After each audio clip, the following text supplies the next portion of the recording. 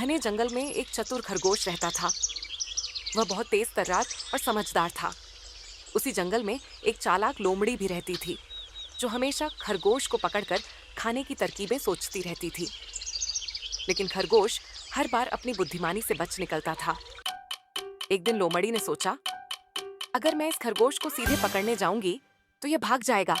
मुझे कोई नई चाल चलनी होगी। उसने एक तरकीब सोची। वह एक बूढ़ी और बीमार जानवर का भेष बनाकर खरगोश के पास पहुंची।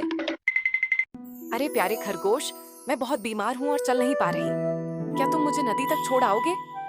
लोमड़ी ने दुखी आवाज में कहा। खरगोश को शक हुआ, लेकिन वह भी कम चालाक नहीं था। उसने सोचा, हो सकता है कि यह लोमड़ी मुझे बेवकूफ बना रही हो। उसने लोमड़ी से कहा, अरे अम्मा, आपकी चाल इतनी मजबूत है कि आप खुद ही नदी तक जा सकती हैं। लोमड़ी समझ गई कि खरगोश ने उसकी चालाकी पकड़ ली है, लेकिन वह हार मानने वालों में से नहीं थी।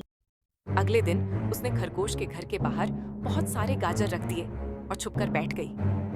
खरगोश जैसे ही गाजर खाने आया, लोमड़ी झपटकर उसे पकड़ने के लिए दौड़ी। लेकिन खरगोश तुरंत उछलकर एक पेड़ की डाल पर चढ़ गया। लोमड़ी नीचे खड़ी होकर सोचने लगी कि अब वह क्या करे।